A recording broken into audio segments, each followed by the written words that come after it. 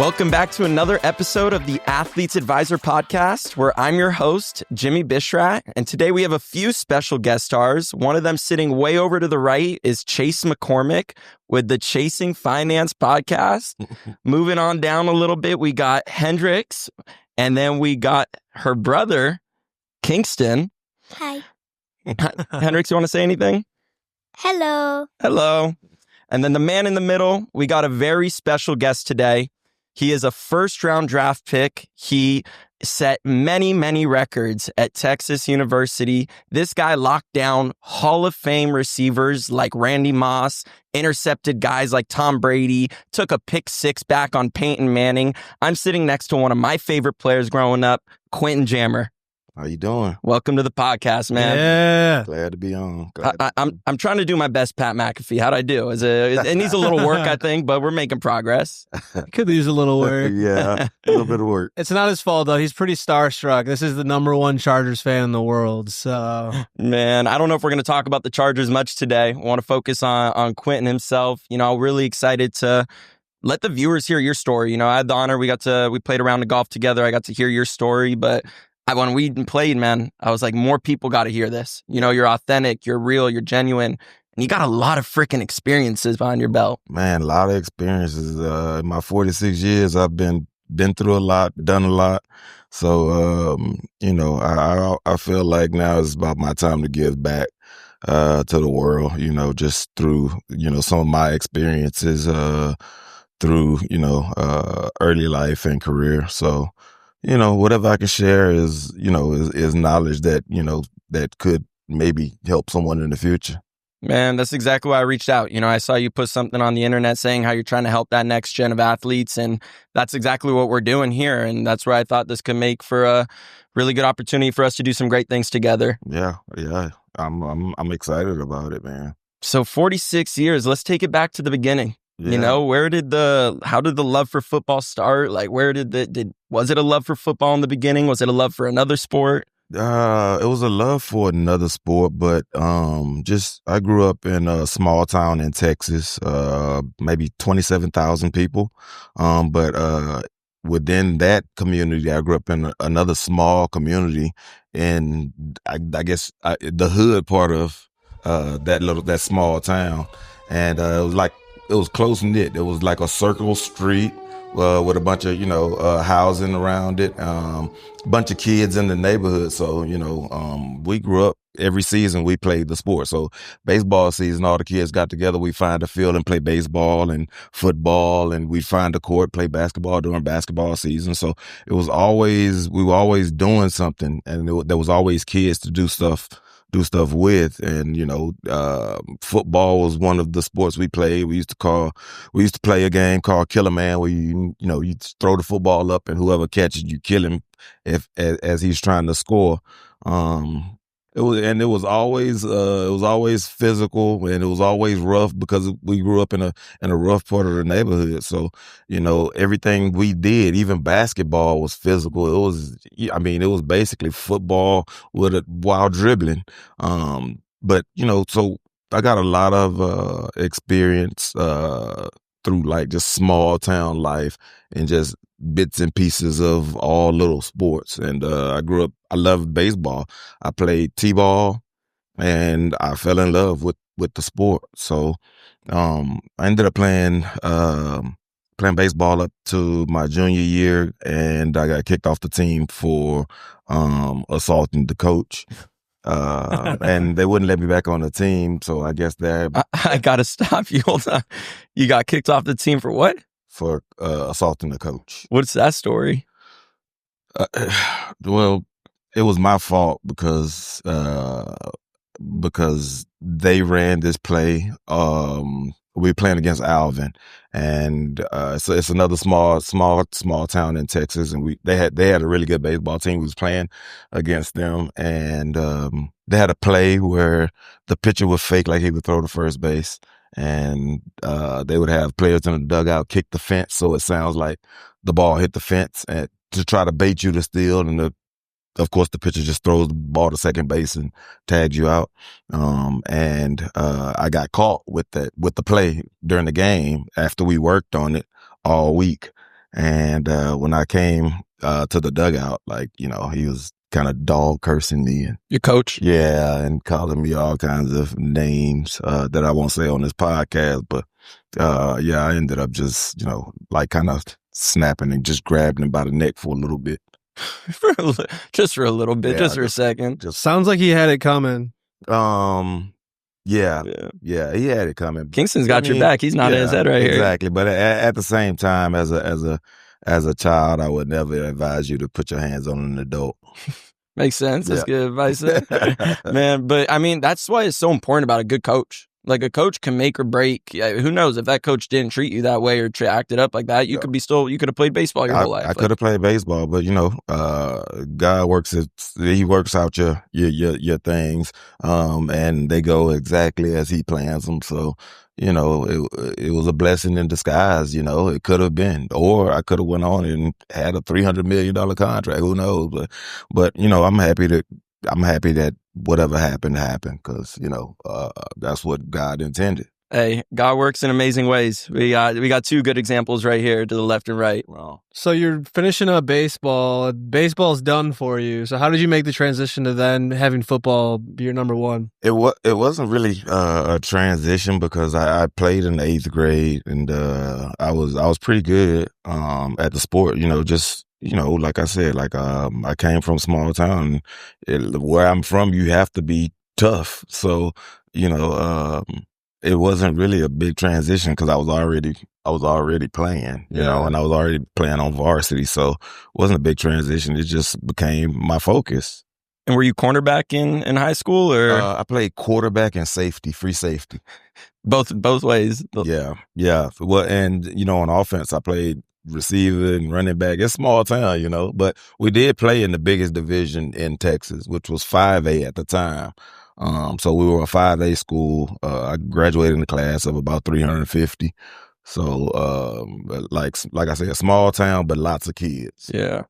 Did you always have size? Like when you were a freshman, were you pretty big? Did you grow pretty late? No, I was always like a beanpole. I was tall. Okay. Really, I went into college 6 feet, 165 pounds. Damn. Yeah. So.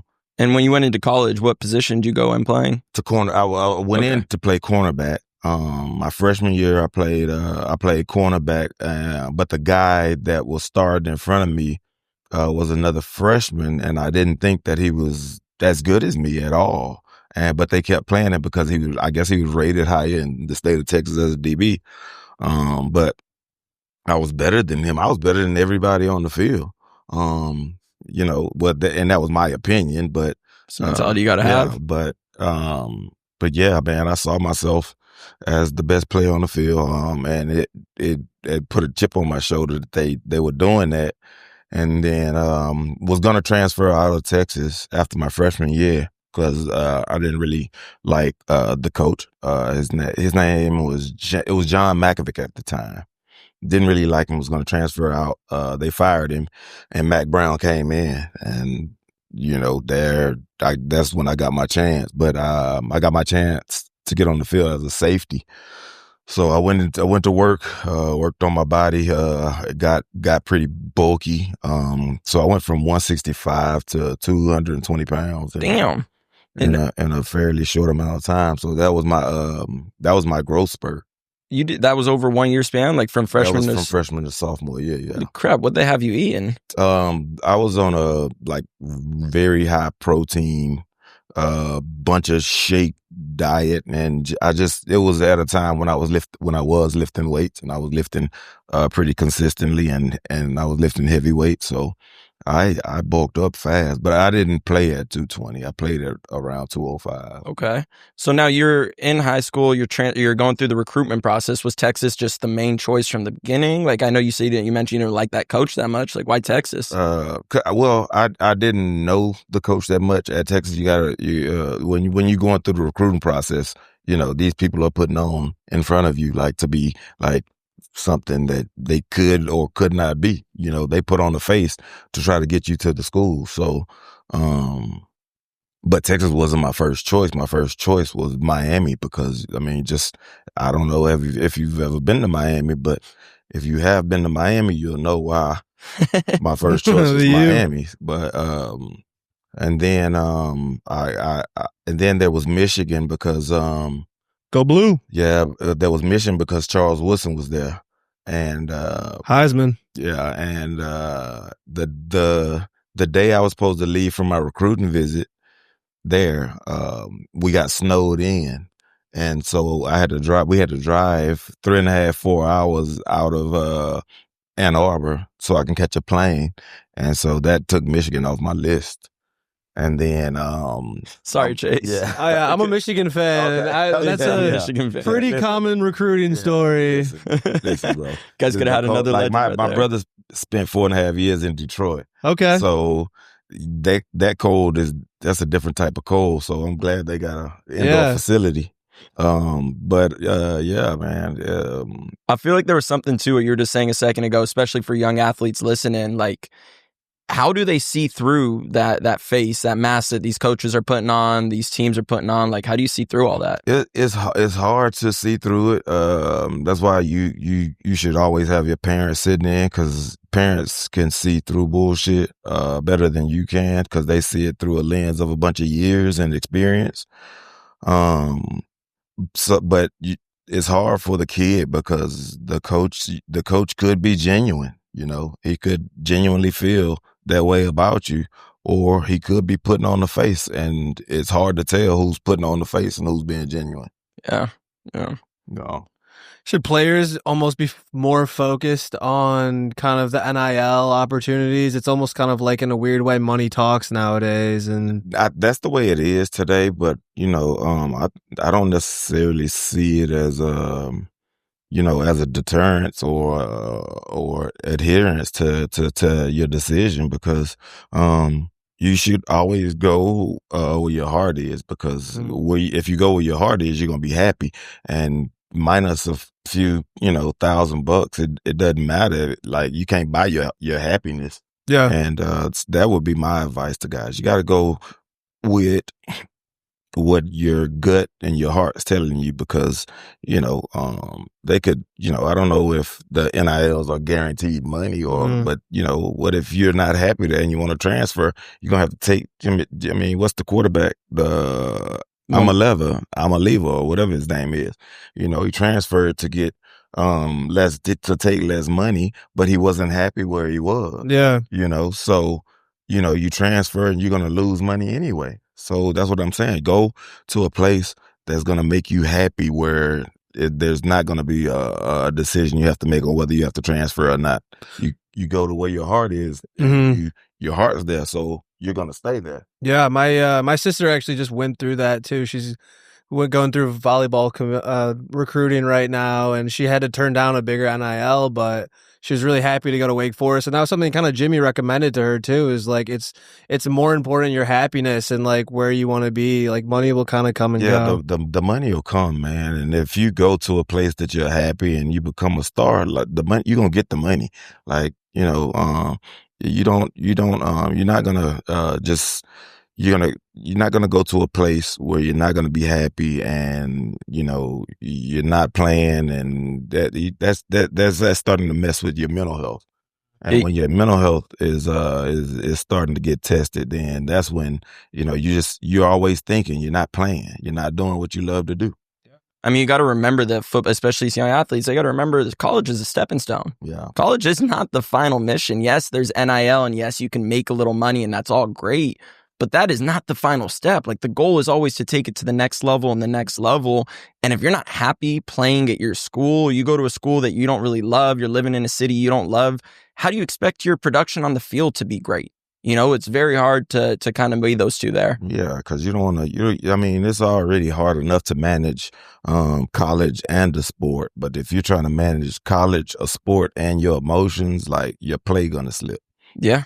And then managing the financial aspect of it all too. Yeah. And this is why, I really preach how important it is to build a team of people you can trust, from the financial advisor to the agent to the CPA to the attorneys. Like, everything matters, and especially even having your parents in that mix. Like, that team, that core team, is what's going to help take you to the next level and make sure that nobody gets the better end on you. So take us back, you show up, UT Austin, first year of college, you arrive on campus. What was kind of the feeling like? What was kind of the excitement? What were the surprises? There was no my demeanor is kind of always even keel, so I don't really get too excited or too too bummed out about anything. So when I got there, it was just an experience to me. This is like I'm here, but I'm here to do something. Like I'm not really worried about campus life or all that other shit that comes along with it. I'm here to work, and that was my mindset. So I didn't, I step on campus like I'm stepping on campus as I'm about my business. And I think that's why my brother became so successful, because that's what it was for him. I'm coming to college like I'm here for something. Like I'm here to stand on business. So look where he is, 6th-round draft pick, and he's gotten 2 big old ass contracts and very successful, been a few Pro Bowls. So, I wouldn't, if I'm going to college, and your intentions are to make more of yourself, then, I mean, all that shit shouldn't matter. The only thing that should matter is you going about your business. You're here to take care of business. That's why I'm here at school. That's why they gave me a scholarship. Yeah, I mean, the college life, there's so many distractions, and I think I'm sure that's what set you guys apart and led to your guys' success, because you're almost like a celebrity on your campus. There's the parties, the girls, the fun, and and that was the thing that got caught up in my second year, because I was going through the whole whether I'm going to transfer thing, and that's when my trouble years started. So I started fighting and not going to classes and just spiraling, man. And Mack Brown, that year when he got there, we went through the year together. He kind of saved my life at the end of the year, because he told me what was going on. Like, hey man, like I'm getting all of these complaints. You're not going to school. You're not doing this. He's like, listen, there's 2 paths you can go right now. He's like, there's one where you take it and you can go make tons of money and you can do whatever you want. Or there's this road that takes you right back to Angleton, Texas, to do what, probably all your friends are doing. And my parents sat in on that meeting, and most of the staff, majority of the staff on defense sat in that meeting, and like that right there, that meeting changed my life, changed my mentality, about how I was going to go about life. I was back to, I'm here about my business, and he explained to me in those meetings. He's like, look, dude, like you're going into this year ranked, the #1 DB in the country. And so like, here's an opportunity, for you, to take care of your family. So, that meeting right there brought all the clarity I needed. And so, I took the road and I'm here now.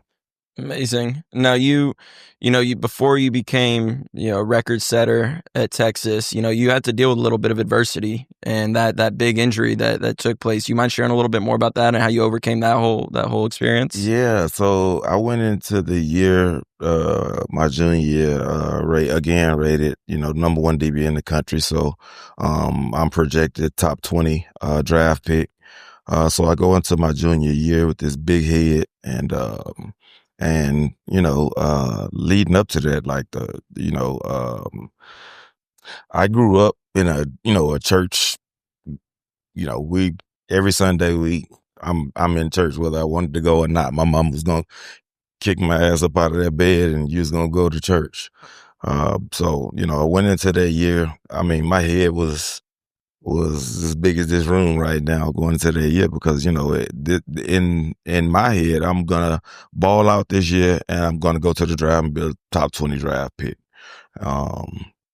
And so first game of the year we play NC State, Phillip Rivers' old team, and game's going well. We're playing a great game. I'm playing a great game. First quarter, I have a bunch of big tackles. I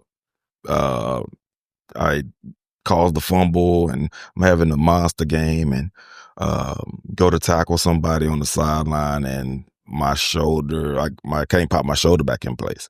And so it was a sublux. So, I'm laying on the field, I can't move. They pop my arm back in, go to the sideline, sat out a few plays, come back into the game, in the second quarter, close to the end of the half, and I go to make another tackle, and bam, same thing, it comes out. They come on the field, they pop it back in. They're like, okay, we're going to take you in at halftime, and we're going to check it out and see what it is. So we go in at halftime. They was like, well, it's subluxing. So, it just means that the tendon is a little loose. So what you want to do? I was like, let's play. Like, so we put a brace on it to keep it in place. And I go out third quarter, like first drive, I make this great dive. I dove out for it and broke up a pass. And when I hit the ground, my shoulder came all the way out. So I ripped everything in my shoulder. They took me in. So we did the MRI and x-rays, and everything was it was a disaster in there. So they were like, we got to have surgery tomorrow. And so you're done for the year. So this is the start of your junior year? Start of my junior year. And so we get in, and it's like, we're going to have surgery tomorrow because it's pretty bad. So they gave me some pain meds. And after the game, went home, slept, woke up, went in for surgery, had the surgery. And I was like, you know what? Like I'm on all kinds of pain medication. My mom came up, was washing clothes and cooking for me. And I was just laying in bed one day, and probably about 2 Vicodin in, and just laying in bed with my arm up, thinking, in a deep thought. And I was like, man, you know what? That was God humbling me. Because I came into this thing with a big old head, and you know what? Like, I'm gonna be humble from here on out. So that's been, my mentality all the way from that moment to now, and I ended up rehabbing, and we were getting ready for the Cotton Bowl, and I was probably at about a 95% back to health. And they, sat me down one day and was like, hey, man, we got to have our best players on the field next year, so we're going to move you to cornerback, because our safeties were playing really, really well. So they moved me to cornerback. And I mean, I always said you should have been a safety when you were with the Chargers. You freaking hit, man. Yeah, I just took that mentality, that safety mentality, and just kind of incorporated it into my cornerback mentality, and that's what you got. Basically hit like a linebacker and covered half the field. It was fun to watch, that's for sure. It was fun. But man, it seems like, you first off, you had that deep convo with the coaches, your second year. Then you have the injury. So now we make it to your senior year. It's like, where does everything click for you? Well, my senior year was tough because I had a big junior year at cornerback, I was rated the number 1 cornerback. Coming out, I would have probably been the first corner off the board that year. So you weren't planning on playing your senior year? I didn't know. Like, going into my senior year, I didn't know, so I was at a crossroads. And it was tough because, I have my parents back home struggling, my mom back home struggling, and I have an opportunity, to help out in a major way. And but like, I wanted to come back because I, like, from the injury, every night I would pray. Every night I prayed before I went to bed. The last thing I prayed for was, like, please, like, I want to be a top 5 pick. I just want to be a top 5 pick. And so, and while I'm trying to make a decision on whether I want to leave school and go make millions or come back, that what played heavily in my decision, because I had prayed. I was like, I don't want to be top 20. I'm praying to be top 5. And so I trusted God and went back to school. And I went back to school after a big year, and I ended up becoming a Thorpe finalist that year. And you know, I ended up coming in second, but I came in second behind Roy Williams, who was a safety at Oklahoma. And Ed Reed was He's the the same other athlete. finalist, Yeah. you know. So it's not like I was in this bum class, Not at all. where it was just going to be easy for me to win a cakewalk. But I came back to school and I got that opportunity. I won, all of these awards. Consensus All-American was something that was on my list of things to do before the season. So, I accomplished everything on my list that year, and that decision led to all of that. Oh, It's amazing. It's those are two serious moments in your life, and it's fascinating how much kind of growing up you have to do sometimes in college. And I'm sure that like those lessons just carried with you through the NFL and almost kind of made it easier to kind of be able to manage yourself as a professional once the later temptations of the NFL lifestyle started to creep up. Yeah, definitely. Definitely kept me from a lot of temptations of the NFL. Kept me, very mature and like professional, on and off the field. So, and that was important, still important for me today, just to be, always be kind, always be polite, and just be just a humble human being. Yeah. It's funny to think about. I mean, I was just in Austin and there are a lot of distractions. And now, some of those guys on the team are getting paid hundreds of thousands of dollars, millions. Like to think about the kind of stuff they have to deal with those kind of temptations is a whole nother level of possibilities. and a level of decision. But they're not worried about home though. You know what I'm saying? Like, yeah. When I was growing up and going through college, like I'm worried about my mom Yeah. at home struggling. Now kids, you go to college, that's something that you don't worry about. They can help family now. You can help your family, and you can make sure there's food on the table, and you can make sure that the car notes and the light bills are paid. So, that distraction is out. It's the other temptations. You get there, they give you this Lamborghini or whatever, you're driving around in. So girls are, throwing themselves at you. So you got to worry about those temptations. Yeah. It's a whole nother can of worms. It's a whole nother bunch of issues. Like you ran into this issue where but those are issues that you can control. Yeah. You know what I'm saying? Like you can't control, whether your mom's gonna eat this week, that's out of your control. But now it's not. No, it takes discipline. It's in your discipline. All it is discipline. Mm-hmm. Yeah. You handle the situation right, your family's set, you could be set, and all you got to do is manage the distraction. Yeah, that's exactly right. Before I get into the NFL side of things, I want to ask one more question on college level. Like, were you ever offered money? Are you allowed to talk about that? Like, did you ever take any money? Yeah, I took money. And it was common, like everybody's doing this? I don't know if everybody was doing it. I'm pretty sure, that those guys out there whose families aren't struggling. Yeah. And could say no.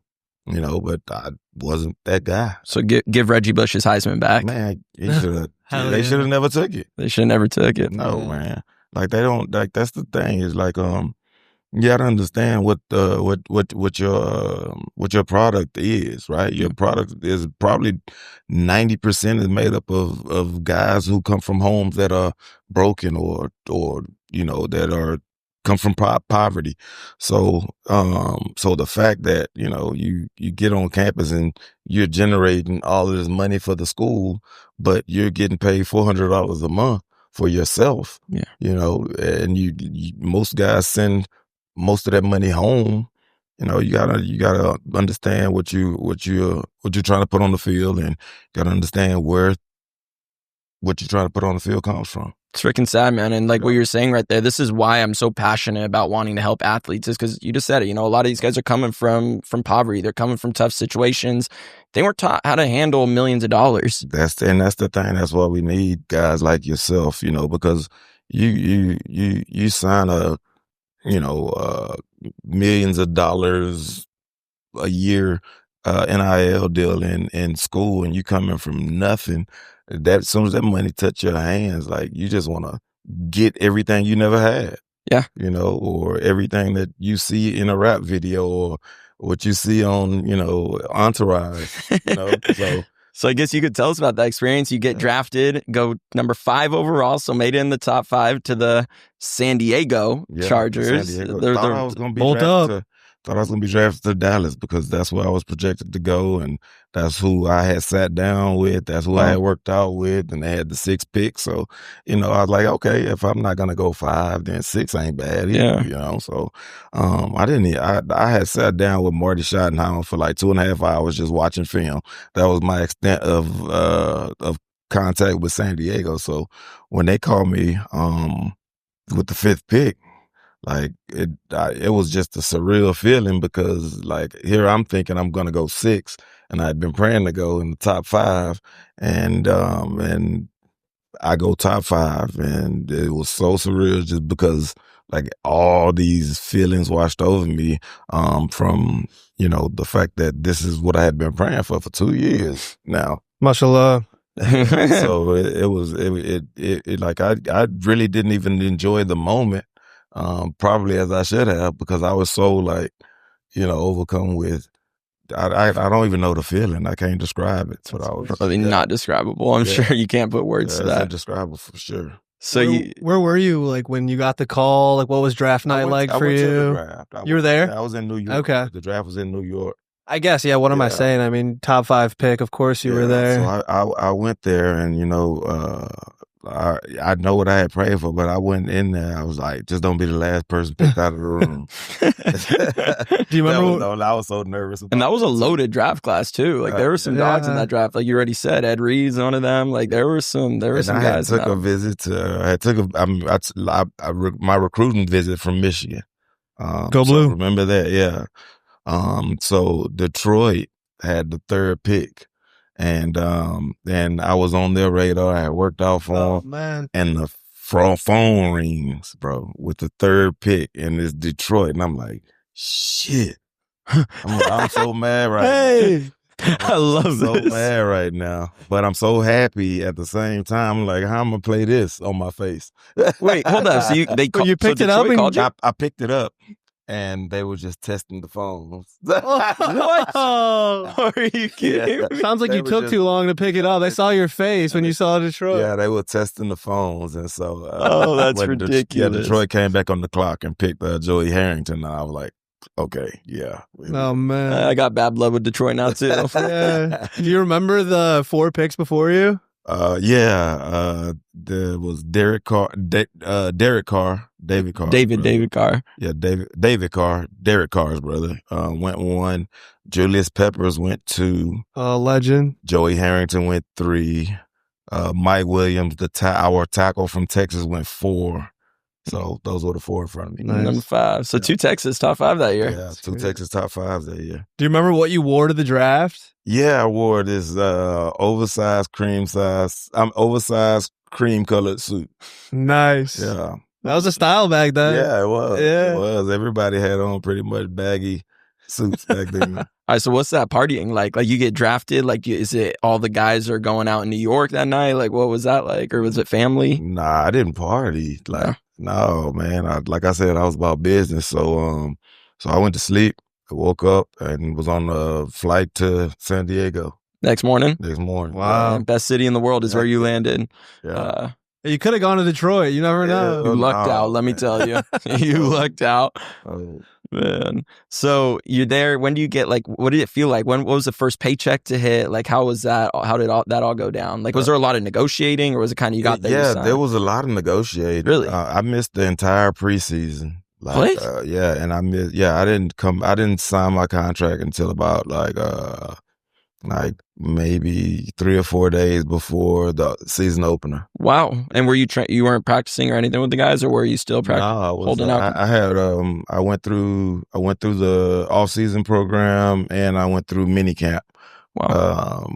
And that was it. And then we started negotiations, and yeah, I didn't come back I was in Austin doing my negotiations, and I didn't come back to San Diego until a few days before the first game. It's crazy. That's pretty part of the Chargers course. I mean, they did that with Bosa. They did that with a lot of guys back and over again. Yeah, they did it with a lot of guys. And They did it with LT the year before me. You know, he held out of about 2 to 3 weeks of training camp. So going into it, I kind of knew that we was going to go through a tough negotiation because But what are we negotiating? Like, you're a rookie. Like, isn't the contract set essentially? They tried to they offered me less than their offer to me was less than what the 8th pick got. What? Yeah, the 8th pick was Roy Williams, who I was just in competition with to win the Thorpe Award, and he went 8, and they tried to offer me a contract worse than his.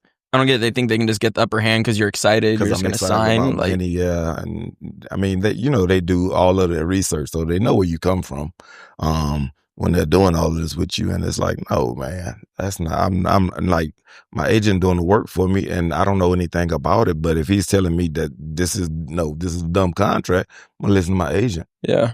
And how did you even go about finding an agent that you trusted, that you felt like had your best interest in mind? It's hard because my senior year, so many people are coming at you and they're throwing things at you and they're offering you all of these things. And I just went with the people that, my heart and gut told me to go with, and against what my mom was telling me. Damn. Yeah. That's not normal. There are not a lot of people. Most people go with whoever their parents put them in touch with. And to this day, like my agent still keeps in contact. That's awesome. Yeah. That is awesome. So now you drafted. Was there any rookie hazing, any rookie dinner you got to do? Any rookie stories? Dinner, my rookie dinner was pretty low key. So basically, the hazing is you have to pay for all the veterans to go to dinner. By all the veterans, you're talking like veterans, like I think it's like 3 years and up. Okay. So every guy that's 3 years and up is considered a veteran on the team. So you have to take everybody out to dinner, and then like at some point you have to take a shot of whatever they order. Oh God. It could be anything, and then you have to stand on the table and sing your fight song. Wait, stop! Are you kidding me? Yeah. Where was your dinner at? Where'd you take him? I don't remember. It was a steakhouse, some steakhouse. My dinner wasn't as big as some of the other guys. I think mine with taxes was maybe 15,000. Okay. Ooh. Yeah. Back then, that's not as big. Yeah, it's a big chunk, right? And the shot that they picked was Lagavulin with Scotch, and it was basically, it wasn't a shot. It was like a full drink. Like a neat. Yeah, neat, but like a full pour. And so I had to drink the drink. I had never drank Scotch before, so it tasted like Listerine, like trying to swallow Listerine. And then they wanted me to sing my fight song, and then when I saw the bill, I was like, "Damn!" Oh, but man. guys, you have to pay for guys. I didn't get taken advantage of, because if a guy wants like $400, $500, $600 bottle of wine to take home, you can order it and take it home if you're a veteran. Yeah. And so, like guys that came after me, their bills got super expensive just because guys was starting to take home That's $500 and $600 bottles of wine. I mean, I think Des Bryant, he had his, it was like $50K or something. I could be getting that story wrong. Sean Merriman's was 32 or 33,000. Jesus Christ. Yeah, man. Damn. They're coming up on my salary there. It's crazy. Oh, man. So you get in the locker room. Who were the guys that like took you under your wing? Was there anyone that you kind of latched onto from the beginning? Rodney Harrison, who was one of my idols, growing up. So like he took me under his wing. Like I wasn't looking for anybody to learn from. I was just gonna watch guys and how they carried themselves. But he was the guy that he just kind of gravitated to me and took me under his wing. I got a question. Going back a little bit, so my uncle actually works for the NBA. He's a former player, and he works for the Players Association. And so he does, I know now they kind of have something in place where they do almost like not a rookie camp, but a sort of a week where they take in all the guys that have been drafted and teach them a lot of, financial literacy or, kind of the entrapments, the do's and don'ts. Yeah, we used to have it in all rookie. It was the rookie. They called it the Rookie Symposium, and they used to have it a long time ago. So I went to it. I think my brother went to it, but then I think it just kind of fell off. Oh, wow. Because guys stopped just going. Guys stopped showing up. I remember, I think Joey Bosa didn't go. And so I think they just kind of stopped it. Yeah. Oh, wow. Yeah. Be interesting to find out if they still do that or if that's still canceled. Like that would be something it would be interesting. I don't think that they do it anymore. Because just, like some big name guys that, you're supposed to show up. Yeah. They fine you if you don't, but guys would just pay the fine and not show up. So they need to make it mandatory again and have, guys like myself come in to speak to guys. Yeah, I mean, that was the most powerful. I got to sit in for some of the stuff. He runs it for Michigan basketball players too. And just like, it's always the former players, like the real stories that were just so impactful to hear. And yeah, because they've lived it. They've lived what these guys are already about to try to live.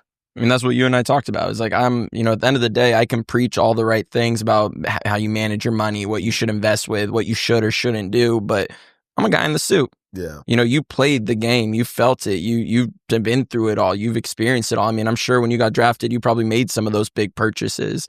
Man, so going back to the locker room. Yep. You're in a room with Phillip Rivers, Antonio Gates, Hall of Famer as of a couple weeks ago. Yep. Sean Merriman, LT, LaDainian Tomlinson. You're in a room filled with greats. Yep. What is one of the things that you took away from that? Like, what is the one similarity between all those guys right there? Work ethic, and just how they carried themselves, always just kind people to everybody, off the field, lots of work in the community, and you put on pads, and it's not about like who you are. I'm a superstar. Like, it's about like you going out there and you and how you work, and they work to a standard that that a lot of people that have it don't work to. Yeah. So hard work, be a good person, and just being a good human. Man, like that I think it goes a long way, because in the end, when there's people voting you into the Hall of Fame, right? Not just it's not a robotic system that, it's people that, have feelings and emotions. So, just being kind goes a long way, because those people look at that. Like, look how long it took T.O. to get into the Hall of Fame. He had all the numbers, he had everything, but T.O. was an asshole. So, people, kept him out because of it. Well, if these guys keep Phillip Rivers out, I swear to God, I'm rioting Q, and you better be right there with me. If they try to leave Phillip out of the Hall of Fame, you can't, because like there was no controversy around Phillip. He just talked shit. Yeah, have fun. There's no controversy around that. You having fun. It's football. You're supposed to have fun. If you're not having fun on the football field, you're not playing football. Who were some of the best shit talkers that you played with? Your kid's pointing at you right now. Phillip was definitely the best, and it was the best just because he never said a curse word. He really didn't cuss behind closed doors. He didn't curse at all. So anything that was supposed to be a curse word was like a dadgummit, or it was just random words. Man, Phil's as real as it gets. Yeah. I was at a training camp one time, and he was leaving there. And I see this guy, there's, people are surrounding his truck. It's an old F-250 or F-350. And I'm going up there. I got an autograph from him. I was younger at the time. And the center console's like ripped in the middle. Like, this guy just doesn't care. He just lives his life. He's just Phil, you know? He's Phillip. And like, there's no way you can explain it other than like, if you try to explain Phillip's personality, it's just Phillip. Like, you can't, that's his personality is you have to know him. Yeah, it's just Philip. He's always the same. Man, so now going to your biggest game, or some of the games you remember the most. Like, what are the ones that stuck with you? Best or worst memories? Well, of course, the Marlon McCree fumble still haunts me. That haunts all of San Diego, man. Yeah, man. Because Marty gathered us before the game, all the DBs, and said, if you get an interception, just get down. Don't try to be a hero. Just get down on the ground because they're really good at stripping the ball. So when Marlon he caught the pick and tried to cut back across the field. It was like, dude, we just told you about this. Damn it, we just talked about this. Well, hold on. So I gotta for the people that don't know what you're referring to right now, Chargers were in an AFC Championship game against Tom Brady and the Patriots. I mean, you had a lot. We were 14-2, probably expected to win the Super Bowl. And the reason I remember the games is because it was like a bunch of boneheaded mistakes. If we win that game, we go to the Super Bowl and beat the hell out of whoever was in the Super Bowl that year. But it ended up being New England and somebody I can't remember. But yeah, man, we had Drayden. We had a sack fumble on 4th down right before the half, and Drayden Florence gets up and he headbutts a tight end that blocked the hell out of him. 15-yard first down, they go down and score. We had, Eric Parker muffed the punt. And then, of course, we had, Nate Caden missed field goal. We had the infamous Marlon McCree play. So that game haunts me because we win a Super Bowl and probably become what New England became. Man, you're giving me chills because that's exactly how all San Diegans feel. And shoot, maybe it's still the San Diego Chargers today. Really, that's how real that play was. That's how huge that play was. And the fact that Coach Marty Schottenheimer goes up to Marlon McCree before the game and pretty much predicted what would have happened. Go down if you pick it. And he doesn't go down. It's sickening. Yeah. Jimmy, how hard did you cry after that game? Let's not talk about that. You and Marlon still keep touch? You still keep touch with any of those guys? Man. No, I keep in touch with Weddle and Sproles. On occasions, Merriman checks in and Sean Phillips. Heck yeah, man! My first Charger game ever was Darren Sproles walk off versus the Colts in the playoffs. Little Sproles was a little exciting little guy, man. I played with a lot of good guys. We had a team where Sproles was the third string running. Was that with LT and Turner? Yeah. How crazy is that? It was nuts. And then you go to Antonio Gates at tight end, and then your receivers was what? Vincent Jackson, Chris Chambers. We had dogs. Yeah. And then on the defensive side, it's just filled up as well. Like you said, it could have been and should have been that dynasty. Yeah. Sure. Man. You got another guy on your team, Steve Foley? Yeah, Steve Foley, man.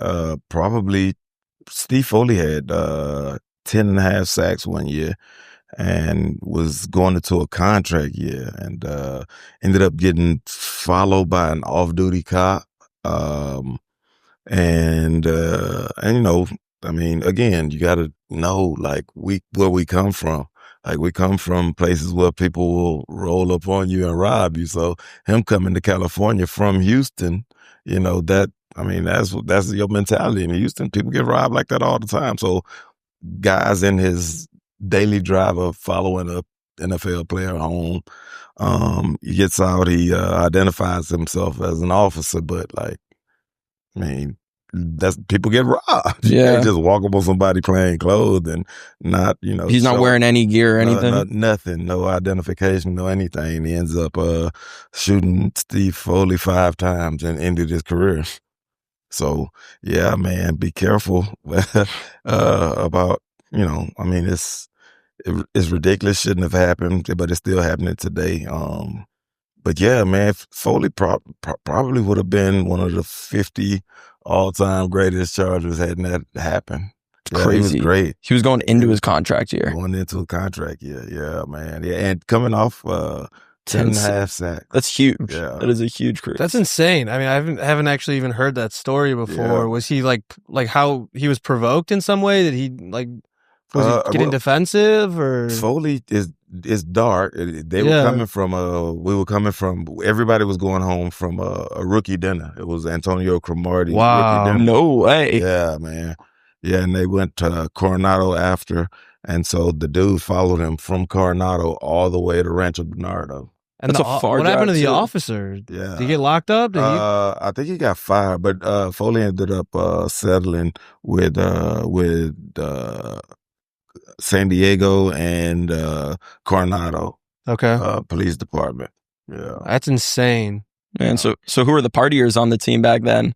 Oh man, that was everybody. Pretty much was everybody. Kingston's pointing at you right now. Everybody. It was a partier, but probably the biggest was like a crew. It was like Sean Merriman, Steve Cooper, and Sean Phillips was probably like the biggest part. So the D-line like to go out. Yeah. D-line, yeah. They was big boys. The biggest partiers, yeah. Man. And who were the big spenders on the team?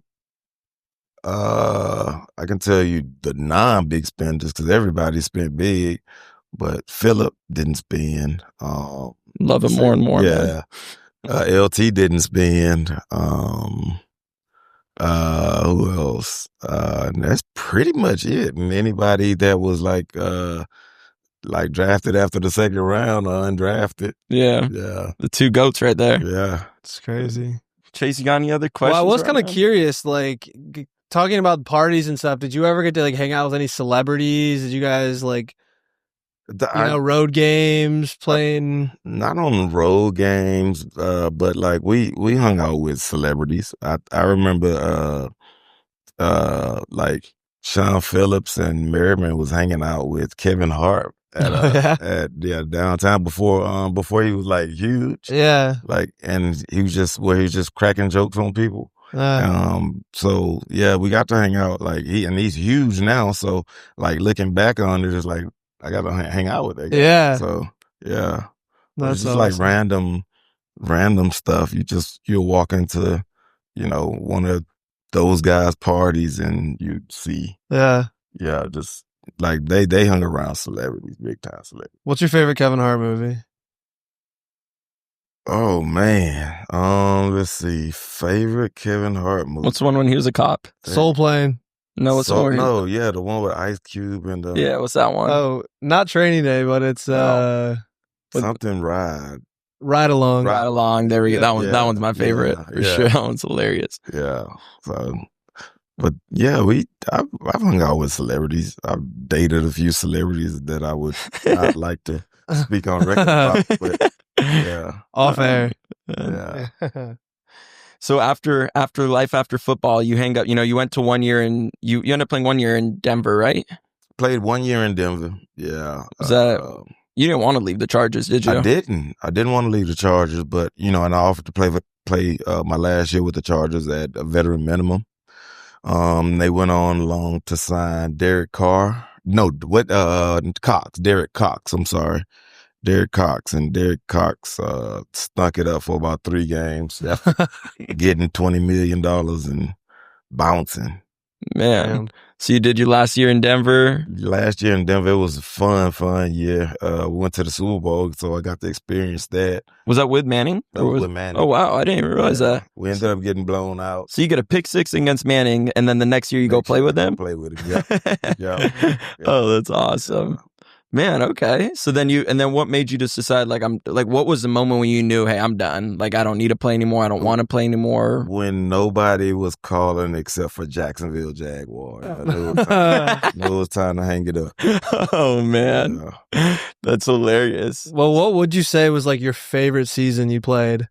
My favorite season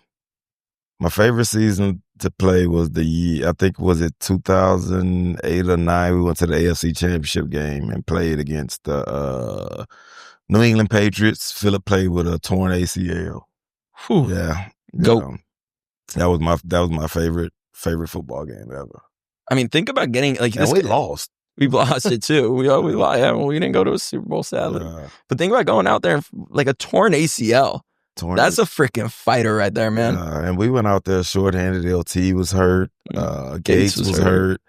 You know, so we went out there really shorthanded, and we still was in that game the whole game. We probably should have won it.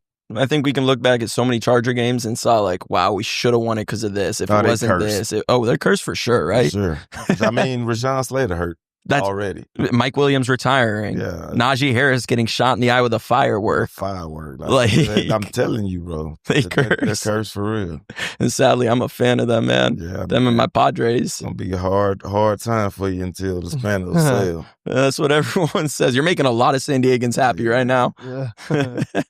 And so, I mean, any advice that you would give, like, because I know once you retired, like, that couldn't have been easy, right? Like that transition. It wasn't easy, man. I went through 2 mental breakdowns and 2 mental hospitals, and so transition hasn't been hard, which is, you know, I go back to that advice, man. Like, make sure when you picking your partner to pick the right partner to begin with.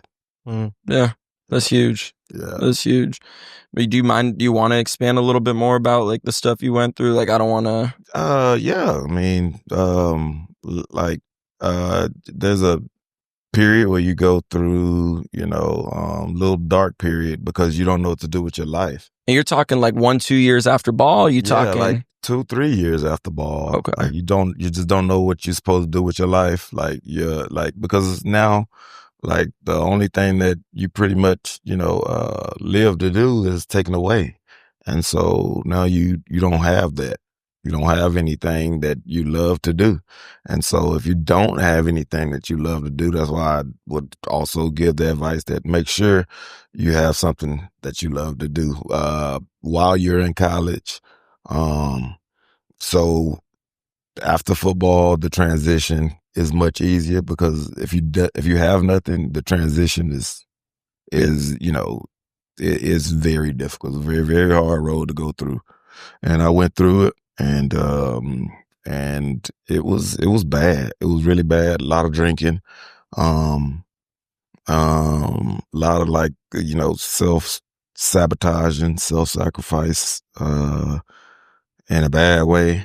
And, you know, a lot of growing up, learning and changing certain ways, you know, about how you go about life. And that's what I learned, you know, going through, you know, the mental health facilities. You know, you meet people who are, you know, they work jobs and work, you know, CEOs and of companies, but they're all going through the same thing, you know, that you go through mentally. And so it was, you know, kind of a kick in the ass to see that these problems aren't, you know, limited just to athletes. And so one of the big things that I did was just to stop drinking. And that, you know, I'd made the choice to stop drinking, stuck to the choice. And it's been the best decision that I've made, was just to stop drinking and just deal with your issues without, you know, trying to numb them, you know, just deal with them. And I found, you know, that just be truthful in whatever you say or whatever you do. Be truthful in your intentions and in what you say, you know, because in the end, like, you could tell somebody something that's a complete lie and ruin everything you built.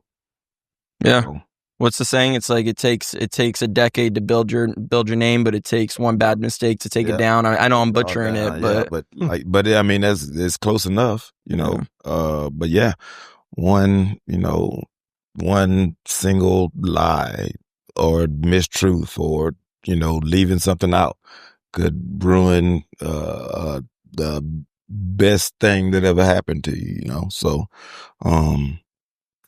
yeah, man, like, and I learned that just in a mental institution, you know. So in the NFL, like, they supported all that for you. Yeah, they pay for it all, man. They did. They really came through because it's not cheap. Yeah, no, it's super expensive. And, you know, the last place that I went to, I was there for 9 months, so I know that was. And at, you know, probably $30,000 a month. You were there in the facility for 9 months straight? Yeah. Wow. It was probably anywhere from 30 to 50 grand a month to be in those places. So. And you weren't drinking the whole time there? No. Wow. No. And you're how? So I'm a year and 9 months sober now. Good for you, man. That's amazing. And like we talked about, it's like I feel like I met you on the other end of that, like that whole journey. And I'm glad we're meeting at this point right now because I know there's a lot of good things we're going to do. Like the next generation of athletes is just getting started. Getting started. And like the thing is like it's a different game, and different rules, but all the shit is the same though. Like everything that I can pass down, somebody can still use because like just because the rules don't change don't mean that, simple old rules don't apply. Yeah. And to the viewers that don't know, your brother plays in the league, your cousin plays in the league, Quandre Diggs and Cam Ward. Yeah. How much of an impact do you think like you had on your brother? How much of an impact do you think you and your brother have on Cam? Like, well, it's just the thing is it's passed down. It's been passed down, and so everything that I instilled in my brother, got him to where he is. And that's the same thing he's instilling in the Cam right now, because he and Cam are really close because they're closer in age than me and Cam. Mm-hmm. And, going through high school and elementary and all of that, my brother was there with Cam. So their relationship and their bond is way stronger than my bond. But I know what my brother is passing down to Cam. So I know Cam's going to be successful because like he's like my brother reincarnated. He's like his mentality and his attitude, like, and how they go about things is the exact same way, and that comes from me. So I'm happy to see it. Man, some of the clips I've seen of Cam talking, like it gets me excited. Yeah. He's gonna be just the things he's saying, his ethics, his work mentality. I'm so excited to watch it. And it's just like I said, like all you have to do is work. Yeah. Like, and it applies to anything and everything in life. Like you put in the work, like soccer. Right? What did I tell you? Just go work. I just want you to outwork everybody, right? On the soccer field. Is that what I tell you? Yeah. Right? Yeah, just work. And is that what you do, Kingston? I also heard you flip people over, you, Kingston? Yeah, that's true. So like I'm instilling it in my kids now. Like whatever you do in life, like you just work. Yeah. Work your butt off. Work as hard as you can work because you're gonna get a break. And you're going to get some rest.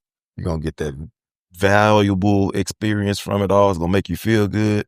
Next day you wake up and do it all over again. 100% right. Just put all you got into it.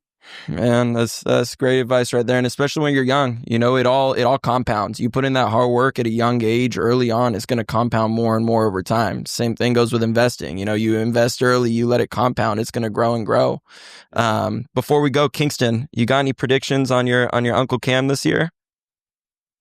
He'll do good. You think we'll do good? The Tennessee Titans are pretty lucky? Yeah, they're pretty lucky. Very lucky. Very lucky.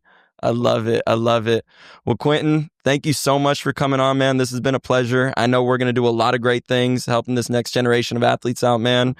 You two, you guys are awesome guests. Hendrix, you want to say anything before you go? Say thank you. Thank you. And are you going to be starting a YouTube channel soon? Yeah. Well, what are you going to talk about on your YouTube channel? Just opening the boo-boo. Opening La Boo Boos? I love it. And then Kingston, you already got a channel, don't you? You want to tell everybody what you do there? We focus on animation on the channel. On animation? What kind of animation? More like storylines and stuff type animation. Heck yeah. Have you used ChatGPT to help you with that stuff? Not really. We might need to show you AI. Oh, man. Well, absolute pleasure. Chase, you got anything before we close out?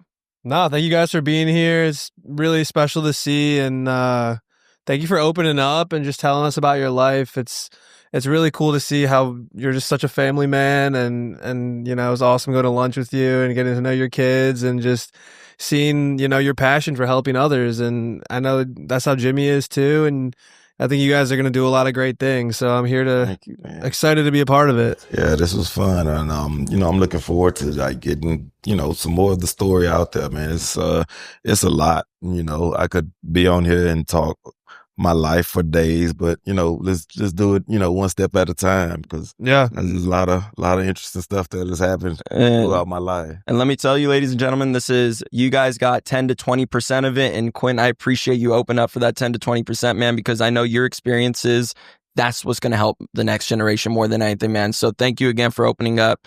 Ladies and gentlemen, Quentin Jammer.